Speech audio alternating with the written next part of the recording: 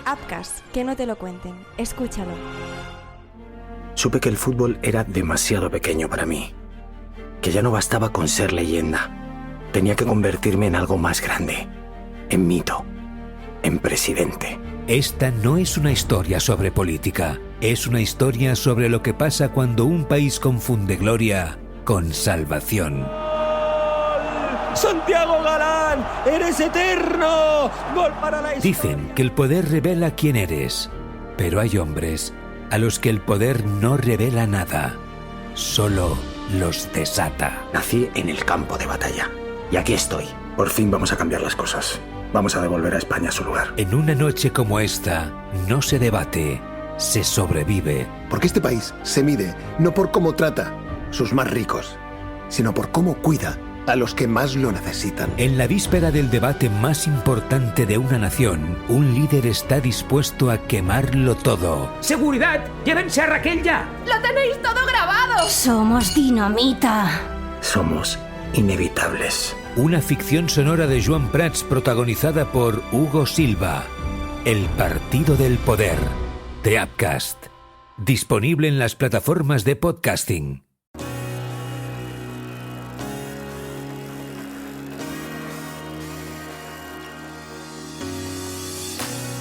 Escapa, la tienda líder de ciclismo en España. Bienvenidos a Escapa Podcast, tu podcast de ciclismo. Presenta Joan Prats.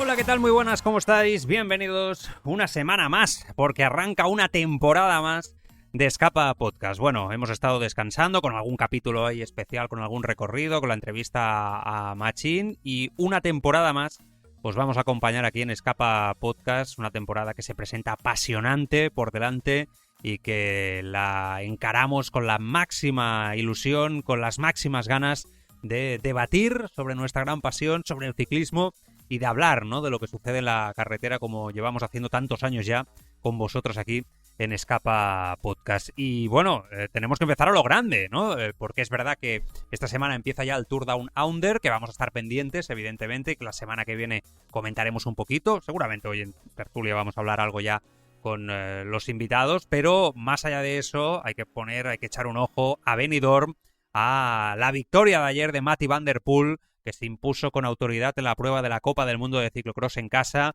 La verdad es que reforzando un poquito más ese liderato en la general de la competición y reforzando una prueba, la de Benidorm, que no deja de triunfar, que no deja de generar afición a este deporte. Y para mí lo más impresionante, la tercera plaza de Felipe Ors, logrando un podio histórico en casa, con un ataque tremendo, con dominio absoluto, es verdad, de Van der Poel, del 7 veces campeón del mundo de la modalidad. Hizo la carrera en solitario desde la primera vuelta. La verdad es que no tuvo oposición. Él mismo decía, ¿no?, que se había sorprendido de estar tanto tiempo solo, y entró en meta con un tiempo de 1 hora, 1 minuto y 1 segundo en los 27 kilómetros de un recorrido que sí, que quizá es mejorable en algunos aspectos, pero también es verdad que aquí esto no es Bélgica, ¿no?, y que se adapta, yo creo, a las características y va mejorando año a año. La segunda plaza fue para el campeón belga Thibaut Nys, a 30 segundos, y como digo, Felipe Ors a 34, acabando tercero, con un movimiento tremendo, con un ataque, siendo valiente y premiando a un ciclista que la verdad es que se merece todo lo que le está pasando en una disciplina que aquí en España pues hemos ido conociendo de refilón, que se está poniendo muy de moda y que sin duda el gravel también ayuda, ¿no?, a fortalecer, y que haya gente pues que busque, ¿no?, también buscar el circuito cerrado de ciclocross, esta modalidad tan técnica, y que Felipe Ors, ya pase lo que pase en su carrera, siempre va a pasar a la historia por ser el que ha traído, ¿no?, esta disciplina aquí a España. Tiene mucho mérito porque lleva ya años viviendo en Bélgica, sacrificando muchos aspectos de su carrera, quizá como ciclista de carretera, ¿no?, para intentar ganar y tener éxito en un espacio que no es el suyo, que es seguramente, hasta ahora era así, ¿no?, de españoles, y en Bélgica, rodeado de neerlandeses, de belgas, de otras nacionalidades que por terreno, y que además es, ya sabemos, una disciplina que en esos países es primera disciplina a nivel de seguimiento deportivo, pues está consiguiendo cosas auténticamente espectaculares, ¿no? Y yo creo que nos tenemos que quitar el sombrero ante Felipe Ors, y buen inicio de temporada sin duda con el ciclocross, con ayer, para este podcast, cuando digo inicio de temporada, con esa victoria de Van der Poel y poco a poco ya esta semana entrando en la carretera. No me enrollo más en este inicio, que tenemos muchísimas cosas a comentar y de una tertulia apasionante, con muchos pronósticos para hacer en una temporada, como digo, apasionante. Va, empezamos. ¿Todo el día chupando rueda? Este es tu podcast, Escapa Podcast. Esta semana, ¿en ascenso y en descenso? Bueno, pues el ascenso de esta semana, volvemos nosotros. Y es que vuelve también el día menos pensado, claro que sí. Hoy ya está disponible, de hecho. Creo que es a las 10 de la noche, ¿no? Sí, el Dial 7, Movistar, sí. Creo que se estrena en directo, pero yo diría que lo he visto ya disponible esta mañana. Pero bueno, en cualquier caso, que vuelve el día menos pensado, este documental que nos encanta. Y vamos a ver, ¿no? La experiencia, la ambición de la temporada pasada de Movistar, con Romeo, con Enric Mas, con toda la incertidumbre de la temporada. Un episodio 1 marcado por la nueva generación con Iván Romeo, otro llamado Sin Red, donde Enric Mas compite lesionado en el Tour, también el episodio número 3, Aprendiendo a ganar, ¿no? Se llaman así, con Romo, que se queda a las puertas de una victoria en la Vuelta Ciclista a España, reportajes cuidadísimos. La verdad es que durante este tiempo yo he podido hablar con parte del equipo, cómo venían trabajando, y sé que hay un esfuerzo auténticamente titánico para que esta temporada vuelva a marcar, vuelva a impactar en los espectadores, en los apasionados de este deporte, y le vamos a dar evidentemente una oportunidad a partir de hoy, el día menos pensado, esta vez 3 episodios. Y el descenso, una mala noticia, el corredor español, Óscar Rodríguez, que no acaba de tirar para adelante, sufrió esta pasada semana una caída. De hecho, fue ya hace una semana, el pasado lunes, mientras entrenaba tuvo que ser operado de una fractura en la cadera que se produjo el ciclista de Ineos, y eso evidentemente va a mermar este inicio de temporada. Un ganador en la camperona en la Vuelta a España del 2018, no lo olvidemos, y que lleva una mala época. Llegó a Ineos en 2024 procedente de Movistar, ciclista español que ha acabado el top 10 de la general de la Vuelta a Hungría, la Vuelta a Noruega del pasado año, además de ser top 10 en etapa de la Manzaneda en la Vuelta. Un ciclista que en su día parecía que tenía un potencial enorme, yo creo que lo sigue teniendo, pero que no tiene suerte. Desde aquí le enviamos un fuerte abrazo y una pronta recuperación. Esta semana da el hachazo. Bueno, el hachazo lo da el Tour Down Under, el primer coloso de la temporada. Es verdad que nos queda muy lejos, del 20 al 25 de enero, a partir de mañana. Es verdad que está en Australia y que tiene nombres, pero bueno, que a veces lo vamos siguiendo de aquella manera. Pero la verdad es que es una prueba World Tour importante por etapas, y Javier Romo va a volver a ser el líder de Movistar, va a intentar ser o mejorar el top 2 del año pasado. No lo va a tener nada fácil, porque bueno, hay un equipo, el UAE, que vuelve a estar con toda la terna de ciclistas de primerísimo nivel, con Jonathan Narváez como defensor del título, que tendrá al lado a 2 gigantes de la plantilla como Jay Vine en casa y Adam Yates. Por otro lado, Jay Coalula también, que va a aterrizar en la prueba como otro equipo muy fuerte. La escuadra australiana va a ser local, y para pelear por el maillot ocre tendrá a Ben O'Connor, que busca redimirse de ese 2025 tan malo. Y vamos a ver, ¿no? Si se puede conseguir algún éxito en este Tour Down Under, que, insisto, siempre tiene algún día interesante. Atentos a la etapa del sábado, también la segunda etapa, o la primera etapa, más que la prólogo, la del miércoles, es un rompepiernas interesante, también lo vamos a disfrutar. La etapa 4 en el Willunga Hill, típico, ¿no? Con ese final en alto, es lo habitual, es donde seguramente se suele decidir la carrera, pero este año, insisto, la etapa 5 también es chula, con un circuito muy de clásica, con rampas importantes. Yo creo que este año Australia ha puesto un poquito más de dureza, y nos lo vamos a pasar bien, evidentemente, esta semana. ¿Todo el día chupando rueda? Este es tu podcast, Escapa Podcast. Porque te gusta mirar la vida encima de una bicicleta, te mereces la bici de tus sueños al mejor precio. Escapa, un mundo de bicicletas. Hazte con todo tipo de bicis, accesorios, rodillos, vestuario, el mejor servicio y atención siempre con los mejores profesionales, las mejores marcas y los mejores accesorios en nuestras tiendas en Sabadell, Girona, Barcelona, Madrid, Tarragona y Castelló, y también en biciescapa.com, con servicio de entrega en 24-48 horas. La mayor exposición de bicicletas eléctricas del mercado, más de 1000 bicicletas en stock, un mundo de bicicletas en Escapa.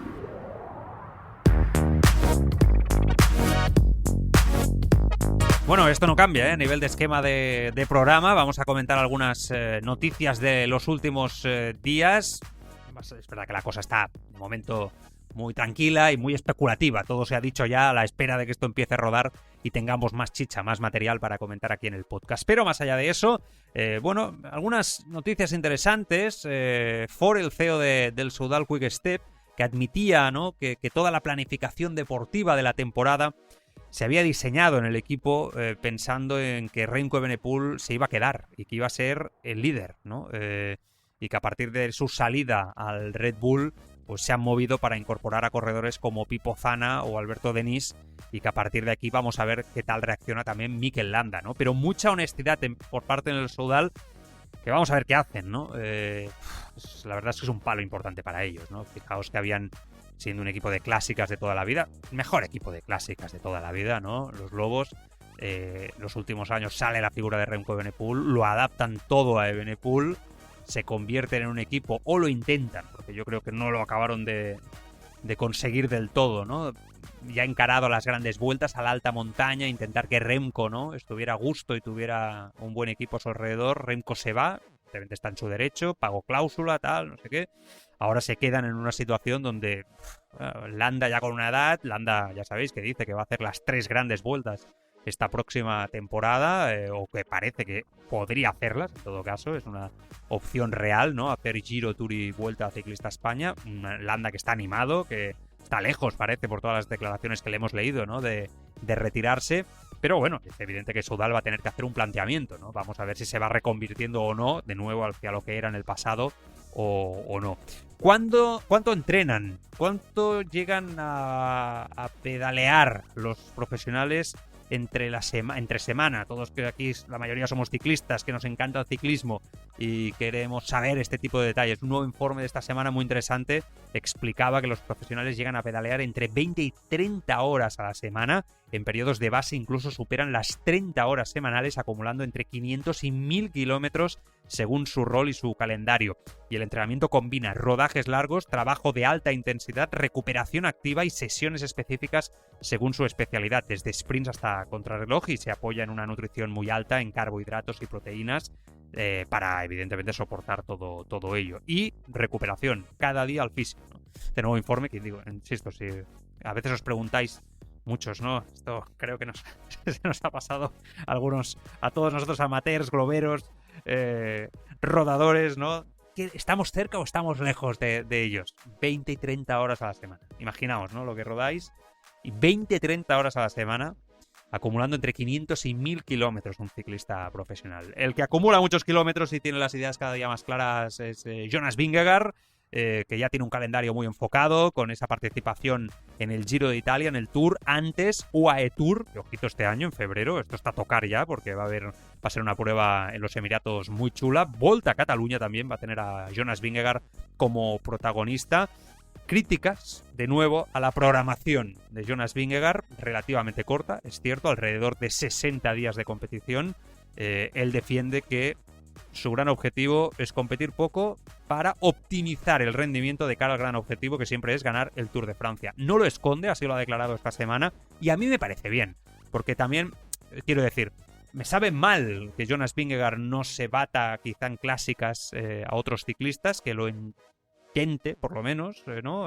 Una Lieja contra Tadej Pogačar o Remco Evenepoel, pero él dice que la carga mental y física del ciclismo moderno es enorme, que hay que individualizar los calendarios según cada corredor, que a él le va mejor esto, lo estuvo explicando en rueda de prensa y me parece de una manera muy honesta y que tiene toda la razón, y que a partir de aquí él opina que a día de hoy tampoco puede vencer en clásicas a estos ciclistas y que por lo tanto no es lo más inteligente. Y si te lo paras a pensar, optimizando resultados y sobre todo con la baja de Simon Yates, que va a hacer daño, ¿no?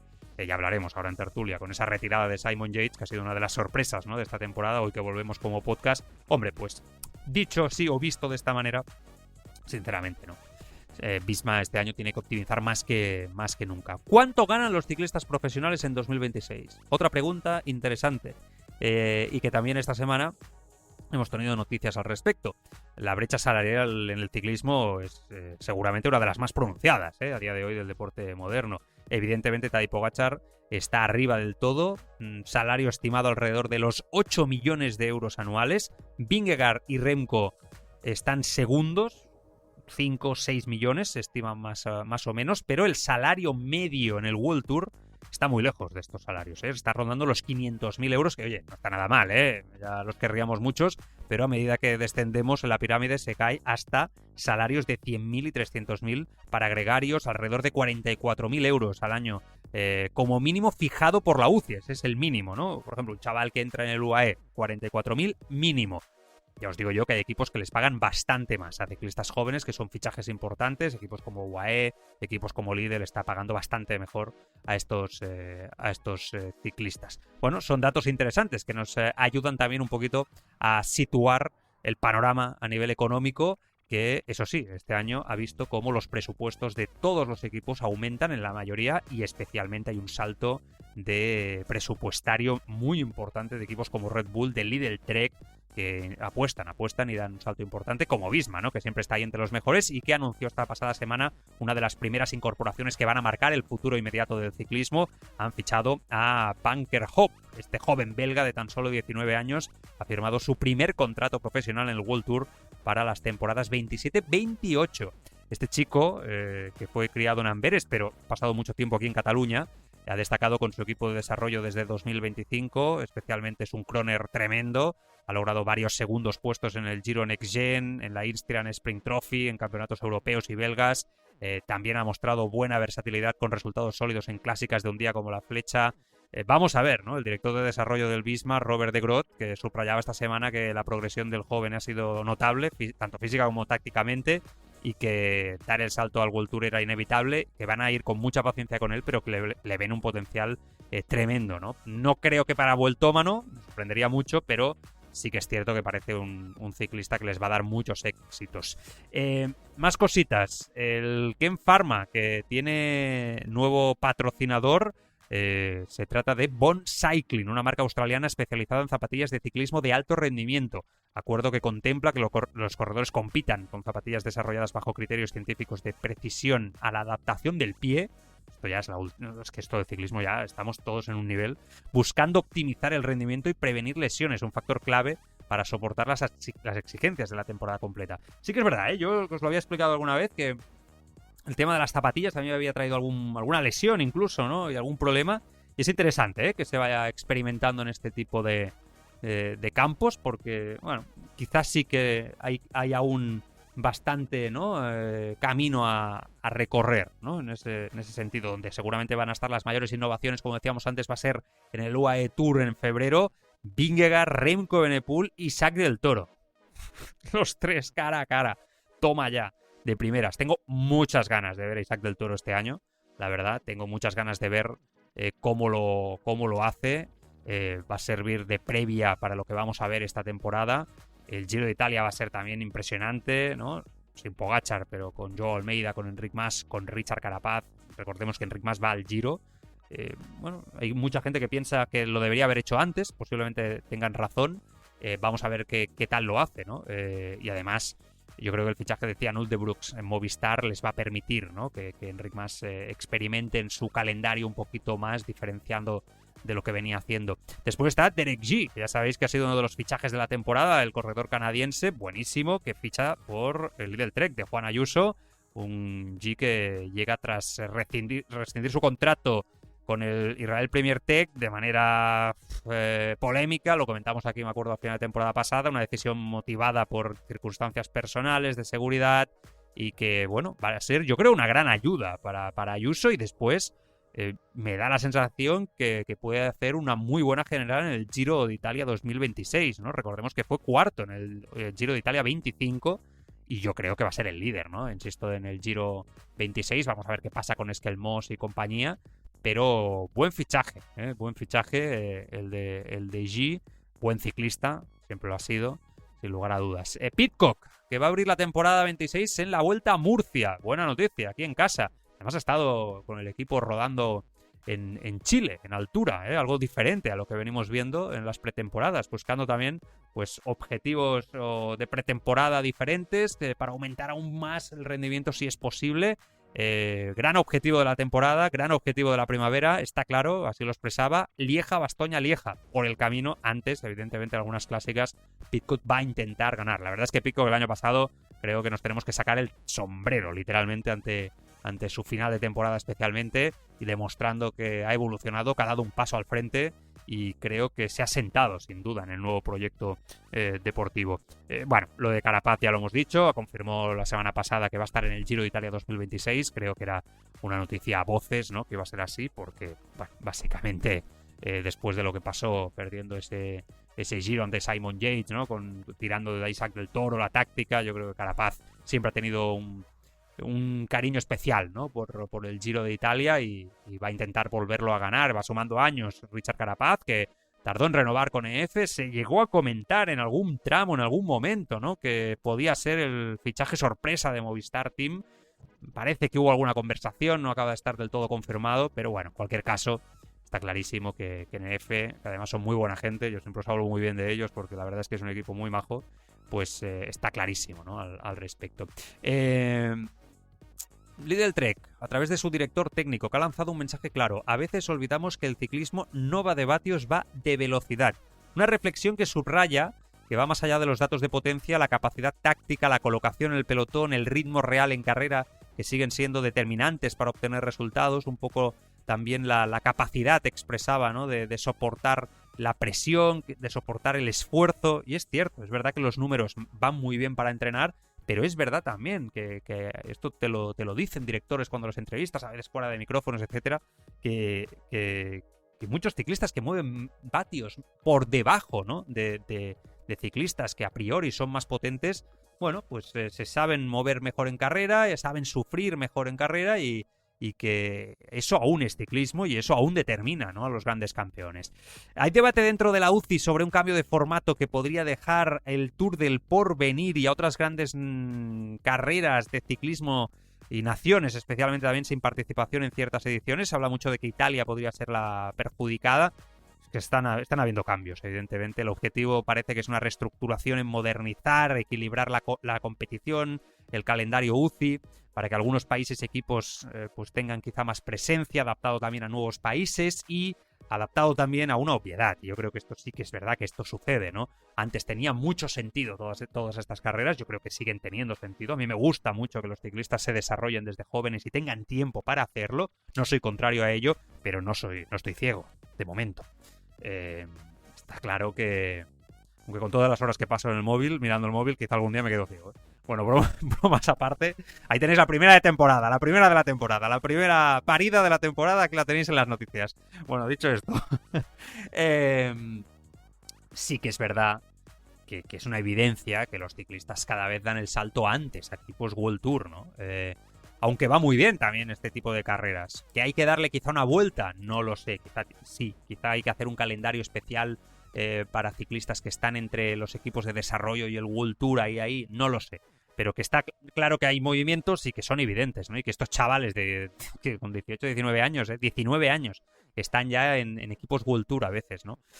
Prudhomme, el capo del Tour de Francia, hablando del Reino Unido, ya sabéis que esta pasada semana se anunció que el Tour de Francia 2027 saldrá de Reino Unido, la Grande Part, desde Gran Bretaña, arrancará en Edimburgo y tendrá las primeras etapas, las 3 primeras en territorio británico. Esta edición especial promete un ambiente excepcional con fanáticos y decía él, recordaba, ¿no? Siempre que venimos al Reino Unido nos acogen de maravilla. Y es verdad, yo recuerdo aquella edición, creo que era la del 2013, si no me equivoco. Creo que era el 13 o 12, ahora no, hace tantos años ya, ¿no? Con Froome y el Sky, que salió de allí y fue emocionante. Incluso recuerdo una tercera etapa del Tour de aquella edición, que era un rompepiernas importante. Pero bueno, antes, Barcelona, ya sabéis, este año el Tour, bueno, lo vamos a pasar bien, aquí en casita.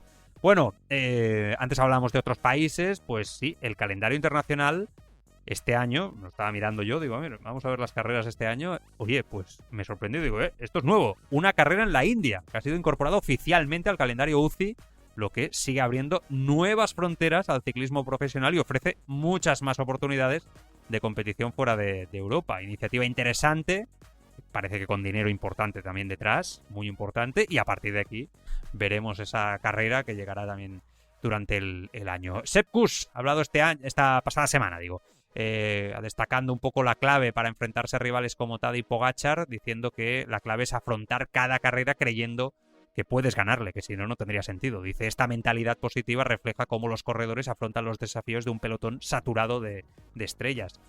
Y él dice, no podemos resignarnos, tenemos que tener confianza propia, sabiendo que la preparación física debe ir acompañada de una fortaleza mental total, y si creyéramos que no le podemos vencer, no correríamos. Y tiene toda la razón el bueno de Sepp Kuss, ¿no?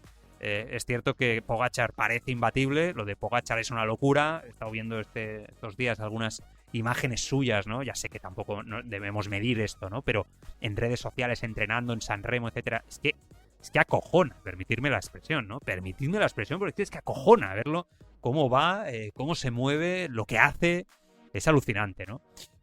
Vamos a ver, ¿no? El bueno de Pogačar esta temporada, porque yo creo que uno de los grandes, el primer granito del año, ¿no? Esta temporada, yo creo que puede estar... Sí, yo creo que en San Remo va a ser el primer gran momento. Es verdad que este UAE Tour va a ser emocionante en los Emiratos en febrero, pero sí, yo creo que San Remo va a ser el primer gran momento, y Roubaix, es que San Remo y Roubaix, para ver si Pogačar consigue ganar estas pruebas, yo creo que va a ser la consolidación, ¿no? de todo lo que lleva él luchando estas últimas temporadas por ganar estos dos monumentos. Ha estado cerca en los 2 últimos años, muy cerca. San Remo, Roubaix, San Remo, ¿lo conseguirá? ¿No lo conseguirá? Vamos a ver, ¿no? ¿Qué acaba pasando? Pero sin duda va a ser uno de los momentos de la temporada. Bueno, no me quiero avanzar. Bueno, ya os decía que no había mucha cosita, pero bueno, allí hemos estado 25 minutos en este inicio de programa. Nos relajamos ahora en la tertulia con buenos amigos para comentar lo que está por venir y un poco cómo hemos ido viviendo también este invierno, todas las noticias que han ido saliendo, poco a poco, con relajación, que es el primer día. Venga. Globero, amateur o profesional, todos en grupeta en Escapa Podcast. La Pájara, la tertulia ciclista de Escapa Podcast.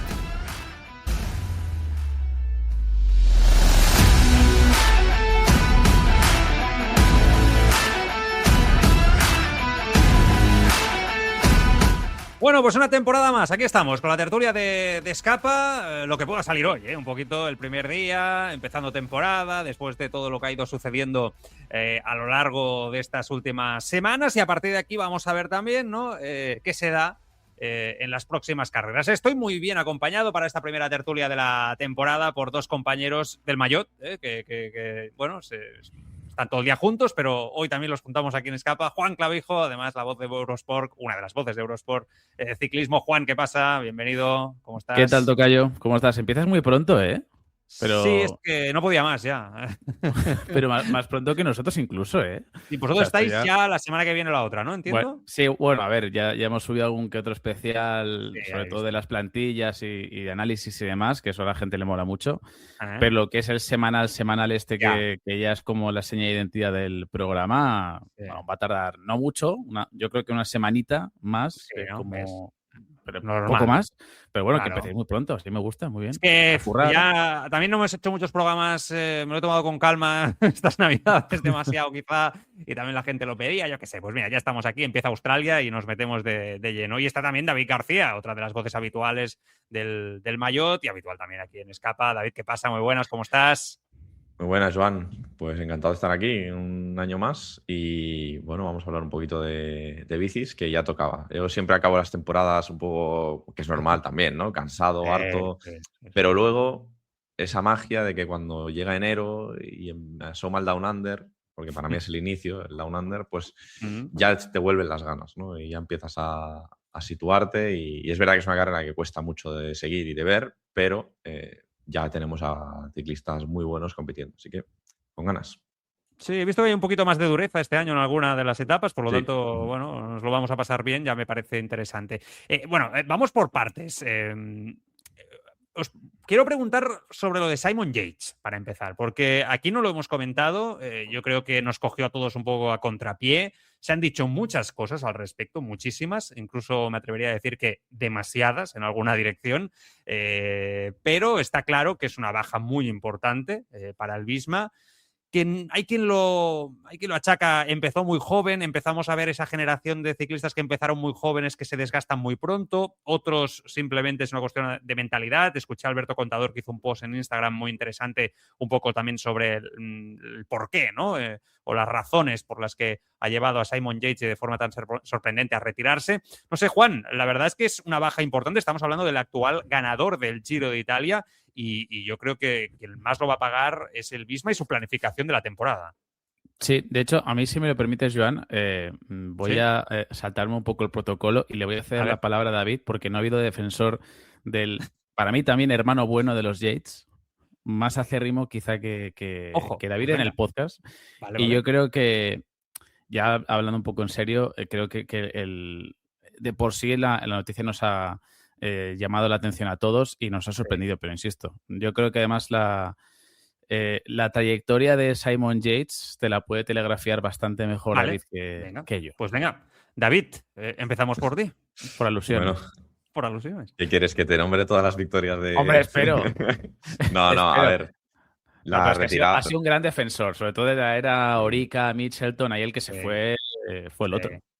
Claro. Bueno, yo sobre todo también he sido un gran fan de Simon Yates porque me ha parecido siempre un ciclista un poco infravalorado porque, bueno, pues es verdad que quizá no sea muy carismático, no es un ciclista que fuera de lo que son las carreras tampoco sea noticia nunca.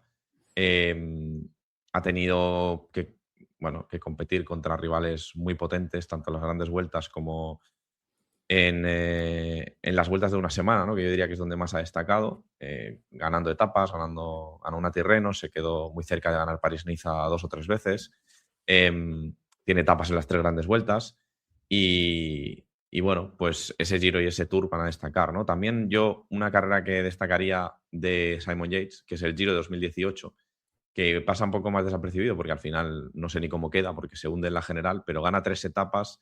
Le pone muy difícil el Giro a Chris Froome, que se ve obligado a pegar un ataque lejano, de los más épicos de la historia del Giro, en aquella etapa que acaba en Bardonecchia, subiendo Finestre, y precisamente pues en Finestre cerró el ciclo, ¿no? A mí la retirada me parece muy rara, es verdad, es extraña, pero a veces asociamos lo raro a lo turbio, y no tiene por qué ser así. O sea, a veces...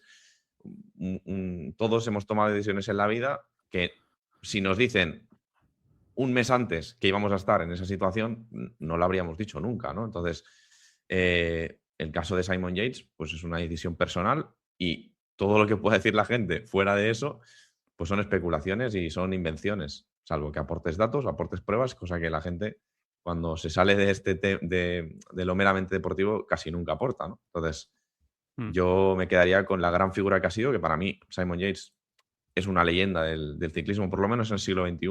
Leyenda, Sí, yo creo que de este siglo yo creo que sí. Otra cosa es es que el año 2018 de Simon Yates, yo creo que Simon Yates es el mejor ciclista del mundo en 2018.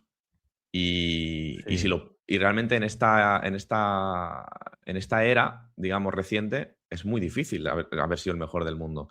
Han estado Roglic, ha estado Pogačar, a Van der Poel también, Alaphilippe, ¿no? Que por ejemplo en 2019 también tuvo un grandísimo año. Entonces Simon Yates,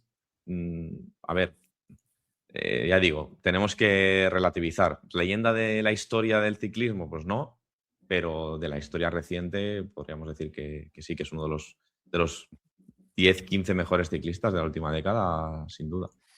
Sí, lo que pasa es que yo creo que ha tenido, o sea, un poco apoyándome en lo que es la opinión o la valoración de David, es que nunca ha tenido quizá el cartel que han tenido otros. Es verdad que tampoco ha sido un ciclista ultra aguerrido, pero también te digo que es muy difícil ser coetáneo de la gente con la que ha coincidido.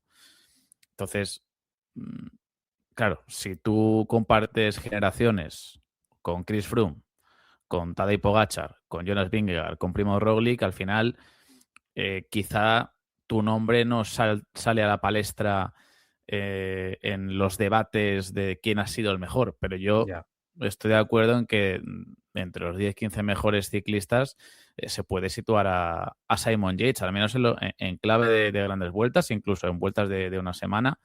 En algunas ocasiones también se le ha visto que es un ciclista muy resolutivo. A mí, volviendo a la pregunta que me hacías al principio, creo que Visma pierde un puntal que ni ellos mismos esperaban, porque si no, tremendo, no empiezan la temporada. Quiero decir, si no formalizan su contrato, claro, o el propio corredor, pues vete tú a saber el por qué. Él habla un poco, ¿no?, de cansancio a nivel mental, supongo que también a nivel físico. Prefiere retirarse ya con ese Giro apoteósico que gana, pero a mí me parece un poco extraña.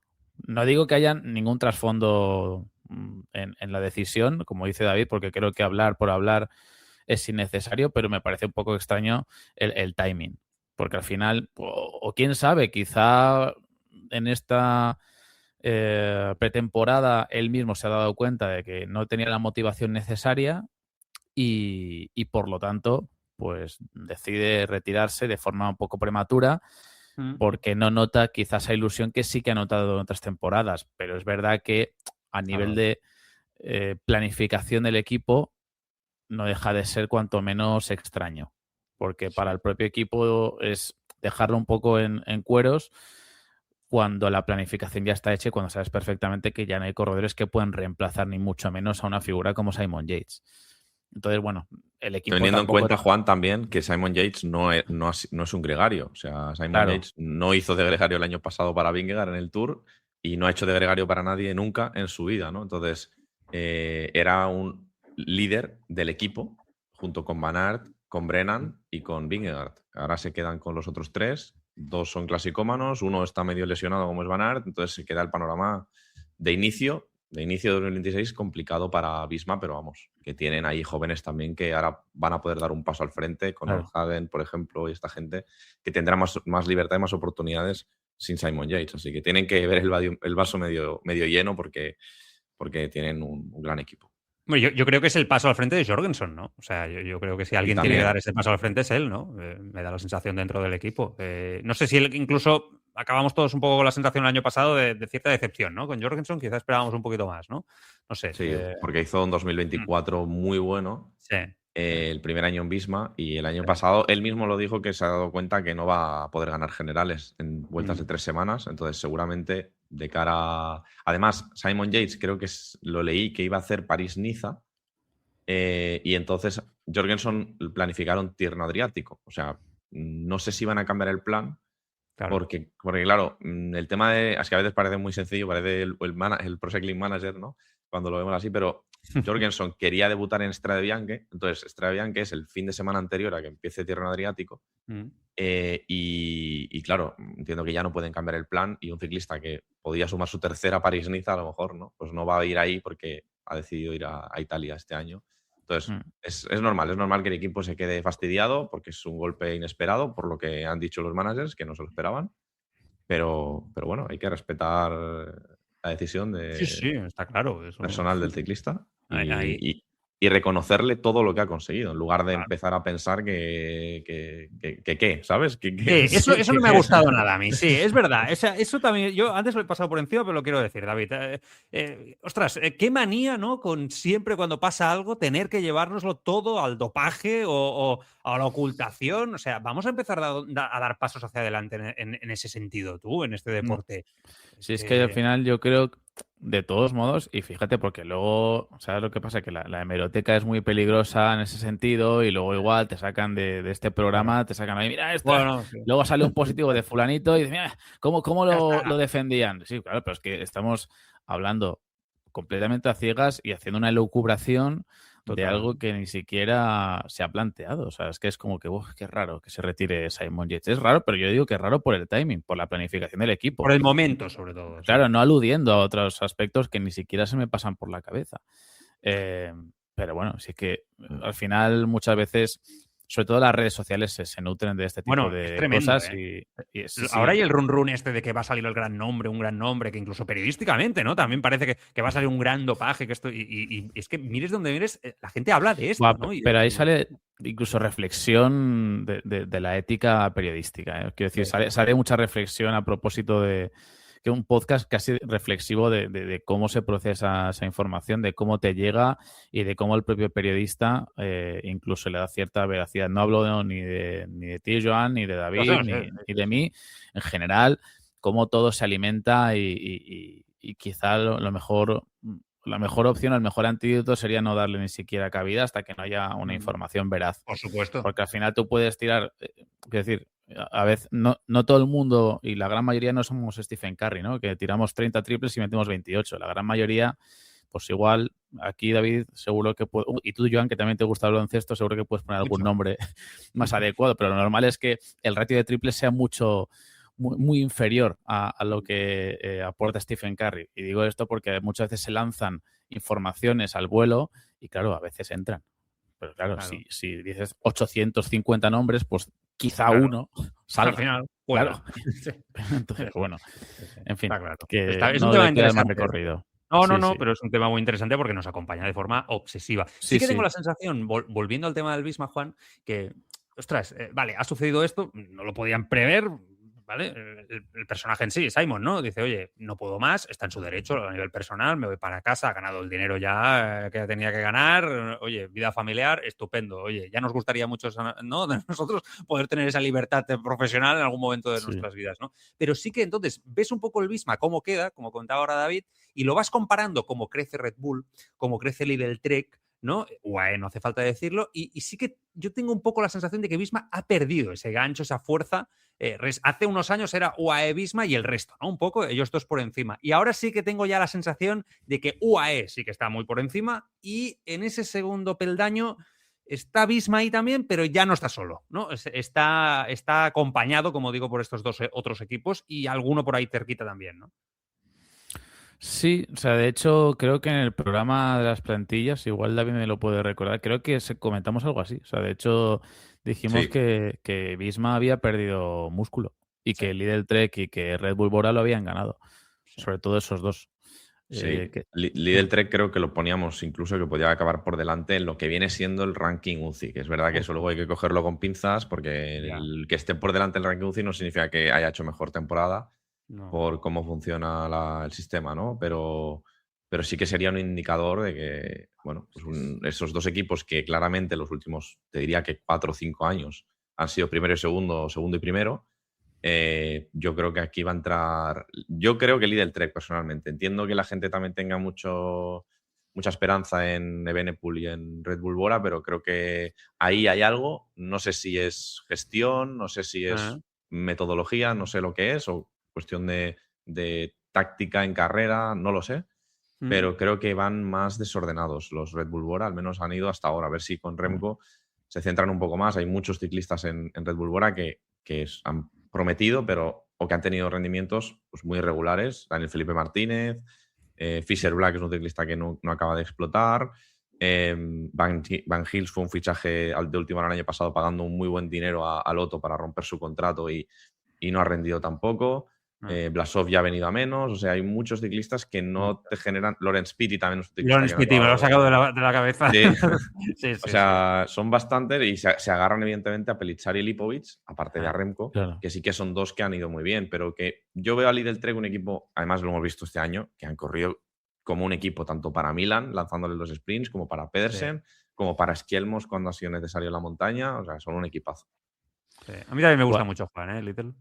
Es que si te vas líder por líder, no líder por líder, si te vas la primera del año, si te vas líder por líder, ostras, yo evidentemente Pogačar, Almeida del Toro está por encima de cualquier otro, pero claro, lo que decía antes David, para mí el único líder que tiene Bisma en grandes vueltas ahora mismo es Jonas Vingegaard.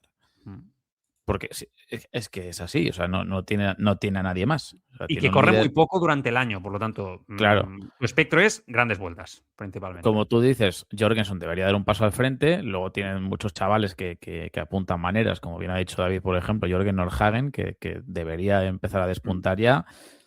Pero claro, es que esa réplica de corredores jóvenes también la tiene Lidl Trek, con gente como Albert Witten Philipsen, que es otro de los que a priori debería seguir dando saltos de gigante, y también lo tiene UAE. Al final son estructuras tan grandes que dan cabida a ciclistas de un nivel altísimo ya a edades muy tempranas.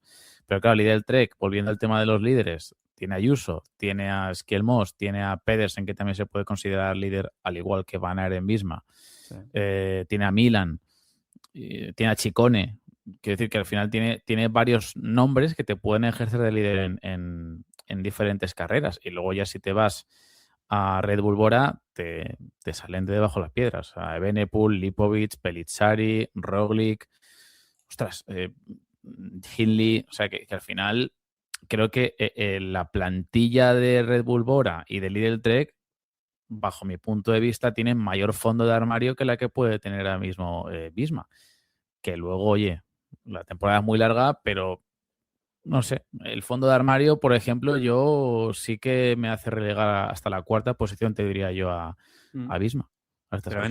Y el tapado, Juan o David, seguimos con Juan, así mantenemos el orden.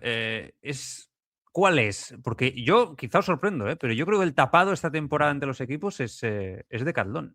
O sea, te lo digo de verdad. O sea, yo creo que va a dar un salto. Pues, ¿sabes lo que pasa? Que yo Decathlon creo que llevo ya, no sé si un par de temporadas o una, donde ya me cuesta pensar que sea un tapado por la inversión que están haciendo y porque tienen a un tío como Paul Seixas. Partiendo de esa base, es que Seixas ya el año pasado, de hecho, mira, me viene perfecto para hacer de puente David. Es que Seixas certificó, al igual que dijo él en el Maillot, que va a ser el próximo bicho. O sea, sí, me extrañaría que no lo fuera.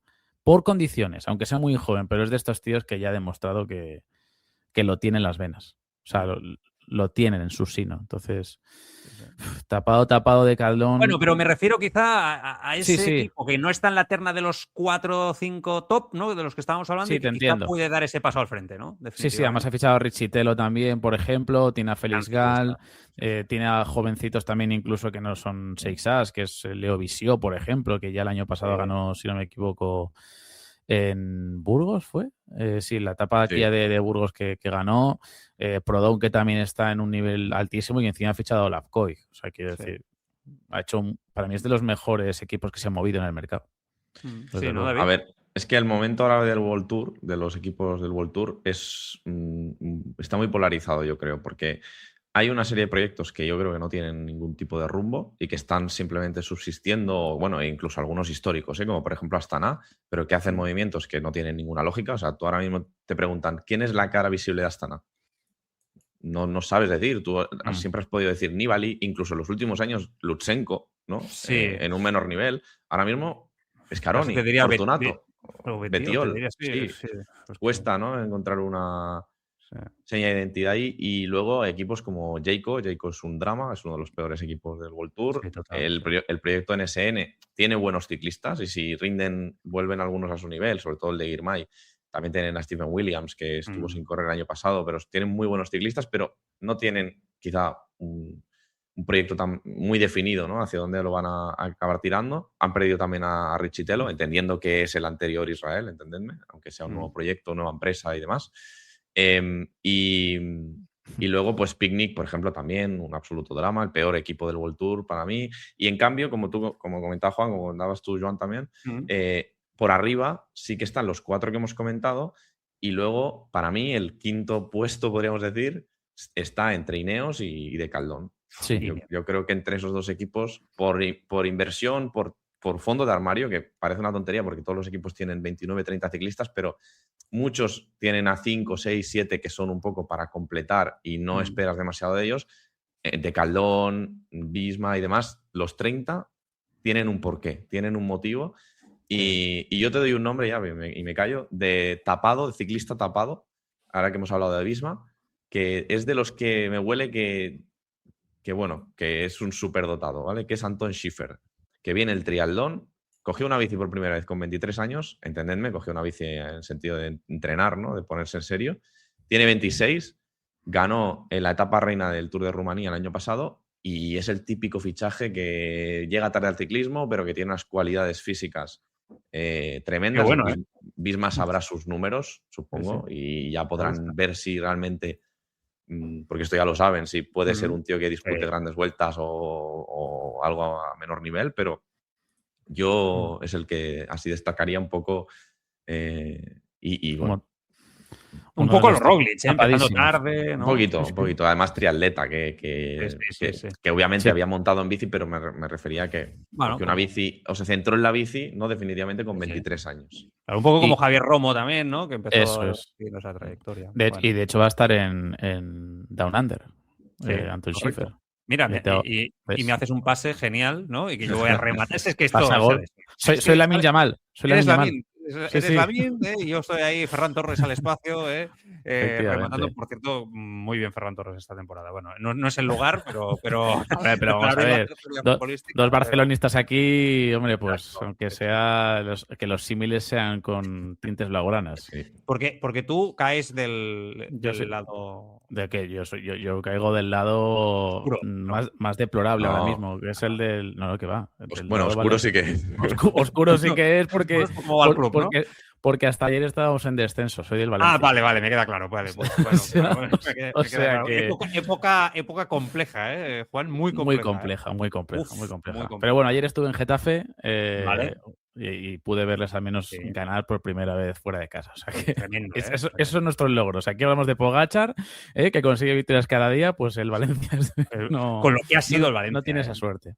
No toquemos el fútbol, que hay gente que se pone nerviosa. O sea, hay mucha gente en el ciclismo que es que oye el fútbol y desconecta. O sea, es tremendo, Sí. Es tremendo. No es mi caso, en todo caso. Bueno, decía el tema del Tour Down Under, que me hacías un pase ahí fantástico y valoramos un poco lo que puede ser la carrera, ¿no? Es la primera, es verdad que es una World Tour, pero de esas que con cierto ánimo un poco que cuesta, ¿no? Por lo menos desde aquí respirar sensación de gran carrera, Juan, pero es verdad que tiene nombres importantes. Está Jai Vine, está Narváez, está Romo, ¿no? Que el año pasado lo hizo muy, muy bien, Adam Yates, Simone Velasco, Buitrago, Schmidt, no sé, nombres interesantes, ¿no? Está en la prelista también Brennan. Se supone que Matthew Brennan también debería estar, pero bueno, a ver si lo confirma. La verdad que a mí, o sea, Down Under es una de esas carreras que es verdad que el problema que tiene es que quizá la cobertura que televisiva que hay, porque creo que Eurosport si hace algo van a ser resúmenes y yo creo que además residuales porque justo coincide con el Open de Australia, o sea que las prioridades en este caso pues están claras. Y luego también creo que es una carrera que, claro, también a nosotros nos pilla un poco a desmano, pero yo, por ejemplo, soy de los que me levanto por la mañana y si hay etapa del Down Under, igual me pongo el resumen largo que creo que además suben a sus redes sociales, no sé cómo lo harán este año, pero me pongo el resumen porque tengo poco de mono de ciclismo, porque ya queda poquito también para ver las carreras aquí en España, ya no solo con la Challenge de Mallorca, sino con el Gran Premio de Valencia, Morvedre, el Gran Premio de Castellón, etcétera. Pero para empezar a abrir el apetito, sobre todo, pues el poder ver el Down Under creo que nos hace tener efectivamente un poco esas ganas o despertar esas ganas de ver ciclismo. Yo creo que además el seguidor medio del ciclismo hoy en día ha cambiado un poco la perspectiva que tenía antes, que yo recuerdo aquellas frases lapidarias que se decían de que la temporada empezaba en el Omloop, si no recuerdo mal. O sea, que empezaban en marzo. Digo, ¿cómo? ¿Cómo que empiezan en marzo? Ahora creo que el seguidor medio, ya digo, pues ya además la cobertura ha aumentado un montón y creo que las carreras de por sí se siguen con mayor asiduidad, incluso aunque se corran en el otro lado del mundo. Sí, la gente tiene ganas, David. Este año el prólogo, que abrimos con prólogo, creo que hace un par de años había un prólogo. Mañana. Mañana. No sé si había un prólogo hace unos años, no sé si se corrió o se suspendió, no me acuerdo exactamente si fue porque llovió, me suena. Pues el prólogo es a las 8:30 hora peninsular. No, se disputó y lo ganó Bettiol, es verdad. Me acuerdo de que lo ganó, sí, ¿no? Les digo, en Adelaida también. Sí, lo ganó Bettiol.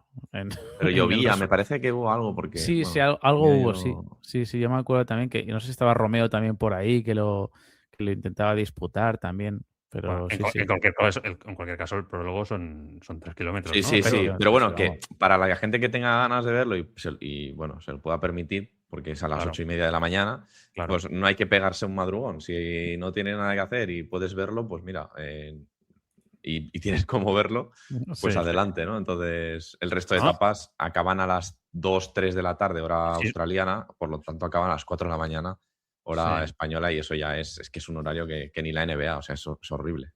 Sí, la verdad es que es una pena. ¿Veis a Javier Romo dando un paso al frente, David, en esta temporada en Movistar? Es que Movistar también tiene una situación también muy especial, ¿eh? Antes estabas hablando de los equipos que están ahí un poco a nivel de proyecto. Enric Mas va al Giro, Wout de Brooks vamos a ver si da un paso al frente, pero también está en una situación que, por cierto, hoy ya está el documental de Movistar, se ha estrenado hoy, pero no sé, vamos a ver, han fichado bien el equipo Movistar dentro de sus posibilidades, pero claro, hay que ver, ¿no? Si se puede dar ese paso al frente.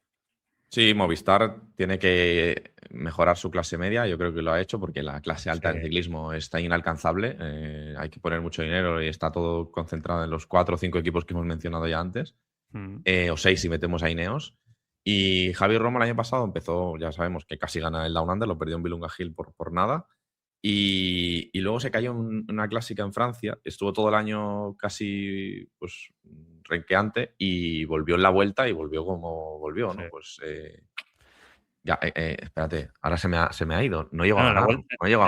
No llegó a ganar y se la quitó Ayuso. Se cayó aquel día, se la quedó Ayuso en los corrales de Buelna y después se cayó con el tema que y abandonó. Y bueno, ya ahí se cruzó y abandonó. Vale, sí, pero bueno, que hizo una muy buena vuelta, o sea que yo creo que afrontará este año con confianza, está en una muy buena edad, está en una muy buena forma, es muy bueno.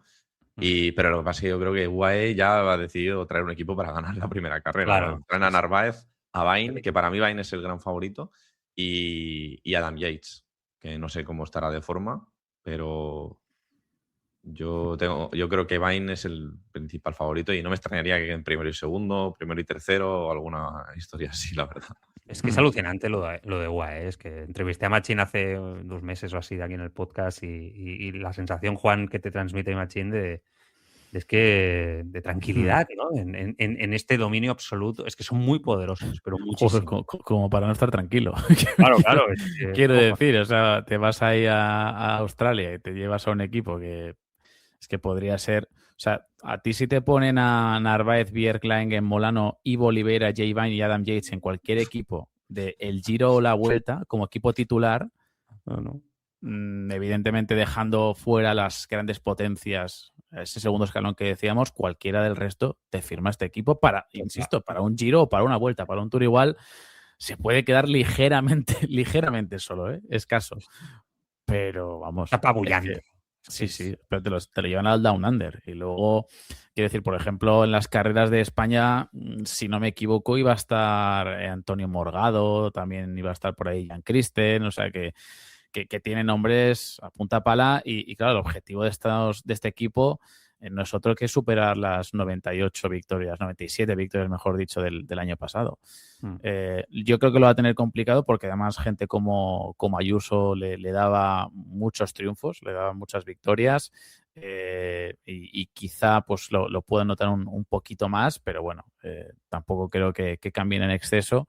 Y en resumidas cuentas, UAE, pues aquí en el Down Under, la obligación, evidentemente, en cada carrera para ellos es ganar, como de hecho siempre ha dicho Machín. Pero bueno, creo que no va a ser fácil, ¿eh? De hecho, ya sabemos que aquí en tierras australianas hay algunos que emergen y que luego desaparecen durante toda la temporada. El caso de Sam Belsford, que lo que pasa es que el recorrido es muy duro para él, ¿eh? O sea, más duro de lo que me podía yo imaginar, pero tiene un par de etapas que las puede...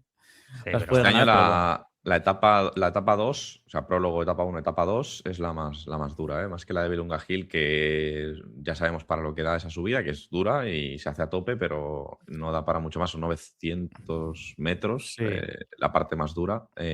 No, pero por ejemplo, gente como Corbin Strong te lo puede aguantar. Sí, pero la etapa 2 es que es una etapa, yo creo que para Bain es mejor que para Narváez, ¿eh? Y es que yo creo que, además, esta carrera de 25 ediciones, solo 8 las han ganado ciclistas europeos. O sea, es una carrera que ganan los australianos y en su día también Impi ganó un par Y el año pasado es verdad que es ecuatoriano, Narváez, el que gana, pero que tampoco es europeo. Y yo por eso creo que, por ejemplo, Van Etbel, toda esta gente va a estar ahí, igual que lo estuvo algún año que fue Only o Pool, ¿no? Alguno de estos. Pero sí, Pool. Only, perdón, fue en Vilunga Hill el año pasado. Pero yo creo que al final, no sé. No sé por qué motivo, yo creo que porque viven ahí, o sea, se pasan ahí seguramente las Navidades o claro, y ya están más adaptados, pues rinden algo mejor. Por cierto, ahora que hablabas de Sam Belfort, la evolución de este ciclista. También a nivel físico, incluso, o sea, no sé, es que no sé cómo definirlo sin meterme en un charco, Juan. O sea, a ver, Belfort es que por eso digo que Australia tiene su magia. Tiene su magia, sí. Vamos a dejarlo ahí. No, pero porque muchas veces Down Under es una carrera donde, como bien ha dicho David, pues algunos corredores llegan justitos, todavía casi sin entrenar, y a veces pues te deja perlas, te deja sorpresas dentro de y la imagen es buena, ¿eh? La imagen de los últimos días y tal es buena. Yo creo que está un poco pasado ahí también. Bueno, en fin. Bueno, pero luego al final, tío, seguro que igual te saca una etapita. Soy fan de su manera de vivir también. Y bueno, yo también, vamos. O sea, es verdad que Belfort luego también ha tenido victorias buenas, ¿eh? Porque creo que... Oye, que hoy es el cumpleaños de Belfort. ¿Sí? ¡Ostras, no digas! Sí. Hará 29-30, ¿no? A ver... 30. Es que lo he visto en Twitter, Ineos lo ha puesto 30 años además. 30 clavados.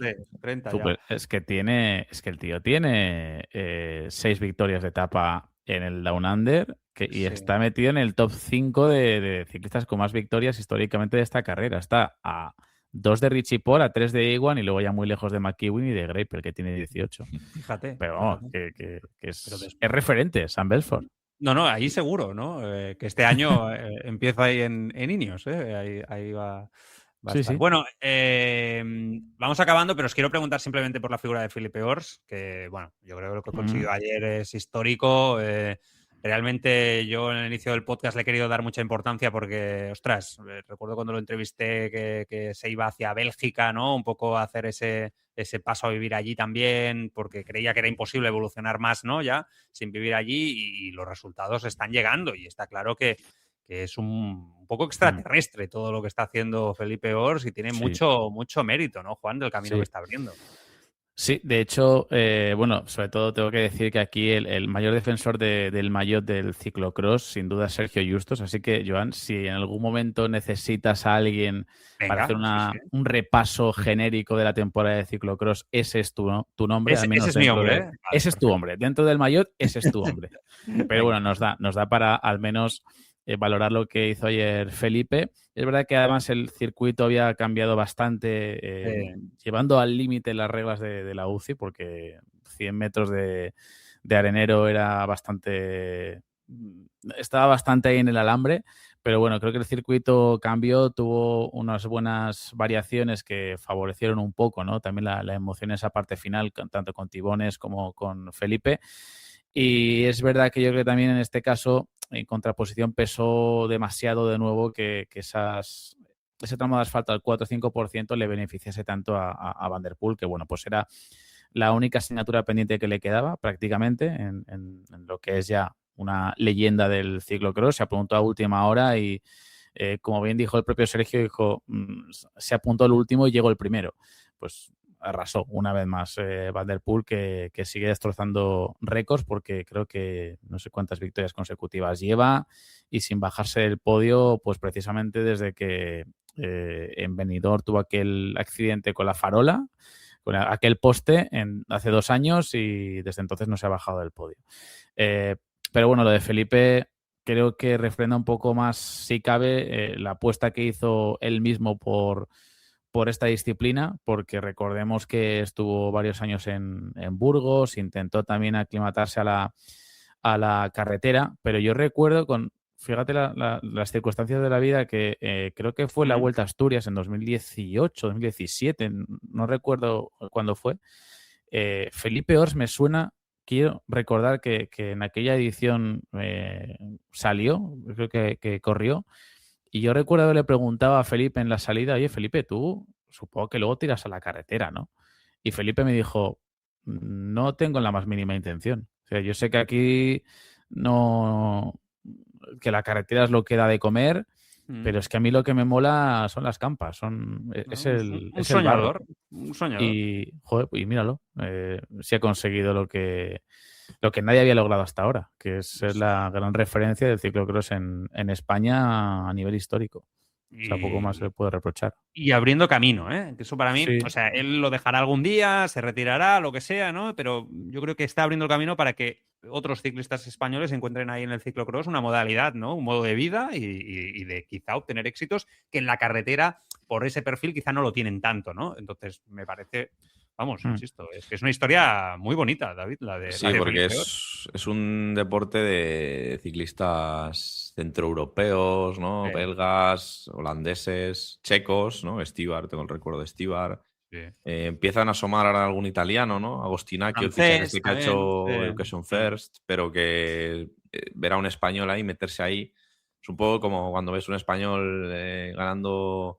medallas en esquí, ¿no? O un poco ese estilo, ¿no? Sí, o como Carolina Marín en badminton, por ejemplo. Carolina Marín, correcto, ejemplo perfecto, sí, para ver a alguien que bueno, pues que sobre todo cuando no salen ciclistas de un país, pues es porque en ese país no hay tradición normalmente o no hay inversión. Entonces, que salga uno que esté tan arriba y que haya podido quedar tercero detrás de Van der Poel y de Nice, por delante del grosso, ¿no? Y gente que llevan tantos años ahí delante en las Copas del Mundo, pues tiene mucho mérito, mucho valor y hay que dárselo por lo que decía Juan, porque él ha renunciado a poder ganar, no sé si poder ganar más dinero, seguramente sí, porque el estar en un equipo de segunda en la carretera yo creo que le daría bastante más dinero, creo. Hablo aquí un poco sin saber exactamente en el ciclocross qué dinero se mueve, Felipe, ¿no? y que es un ciclista que tiene velocidad, que si tú lo adaptas el entrenamiento a la carretera, estoy seguro que Felipe para, no sé, un Burgos, caja rural consistente, te vale perfectamente como ciclista profesional. Pero mira, fue Vuelta a Asturias 2017, corrió con la selección española, lo recuerdo perfectamente porque ahí también hice mis primeras migas con Fernando Barceló, que hizo también creo que fue una subida al Acebo, que Barceló hizo una subida espectacular, creo recordar. Sí, ganó Nairo y yo tercero Barceló, me eso parece. es. Sí. Pues fue allí en 2017 y es que me acuerdo tener esa conversación con Felipe, decir, oye, Felipe, tú ahora imagino que buscar futuro en la carretera, ¿no? Digo, bueno, a mí lo que me gusta es el ciclocross, o sea, que ya apuntaba maneras hace 8 o 9 años. Sí. Y, joder, pues yo me alegro mucho porque al final no es el primer podio en Copa del Mundo, creo que lleva 4 con ¿no? 4 o 5 ya. Sí, muy bien. Y además en casa, o sea, no se le puede pedir más. Totalmente. Dos buenos tipos, Fernando Barceló y Felipe Ors, sin duda. Sí. Cercanos, siempre están ahí también, ¿no? Hablando con pasión de lo suyo. Uno que ha sufrido mucho, ¿no? Pero que se ha sabido mantener, y el otro, pues ahí con este sueño del ciclocross, que vamos a ver hasta dónde llega, ¿no? Vamos a ver, no sé yo. Ya tiene o sea, ha coleccionado los 2 puestos del podio hasta ahora de Copa del Mundo. Pues a ver si algún día si no se presenta Van der Poel. Claro, esa es la cuestión también. A ver, pero Van der Poel yo ya lo veo un poco ya en plan que en cualquier momento, cualquier día dice, vaya, hasta aquí el ciclocross, Sí, porque Van der Poel, además, si no me equivoco, le falta un arco iris más para ser el más laureado de la historia. Lleva 7. O sea, que le falta el 8º para serlo en solitario. O sea que, no sé.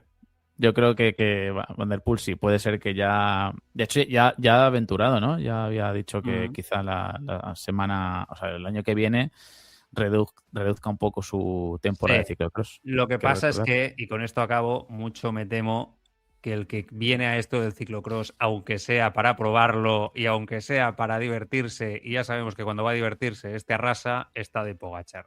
En algún momento creo que nos vamos a encontrar con esto. Sí. Puede ser, ¿eh? No sé si tirará por el ciclocross o el gravel, pero vamos, sí. Estoy seguro, vamos. Viendo cómo actúa, cómo vive este chico, que es ejemplar, su coco, su cabeza. Sí. Yo estoy seguro que tarde o temprano lo vamos a tener aquí haciendo el bicho. Y haciendo en 5 años firmas, y se lo pregunto también a David, ¿tú crees que puede llegar a tener un arco iris de ciclocross o de gravel? De gravel. Gravel lo veo más cercano que el ciclocross. Sí, el de Gravel, años. Es que el de Gravel no tiene ni que entrenar con la bici. El de Gravel te lo compro. Claro. El otro, ligado a salida de Van der Poel en el ciclocross. Puede ser, descarto, Pero tiene que haber ganado todo en la carretera. Eso es. Sí, bueno. Es cierto. O sea, debe ser ya el recurso en plan, estoy aburrido, ¿sabes? En plan, ya, claro. y ya lo he ganado todo y venga, va, el ciclocross y remato y me voy, ¿no? No, y a lo mejor ya no le da para ganar el Tour porque hasta Seixas o está quien sea y él tiene ya 34 años y bueno. Sí. El coco, veremos. La motivación. Ya veremos. Bueno, chicos, ha sido un placer. La semana que viene, ¿no? ¿Empezáis vosotros? ¿Me habéis dicho? En principio sí. Si no ocurre nada extraño, deberíamos empezar esa semana. Pues os seguiremos un año más con atención, con cariño. Juan, un abrazo bien fuerte, como siempre. Un abrazo como siempre, Joan. Gracias. David, lo mismo, un abrazo fuerte. Un abrazo a todos. Adiós.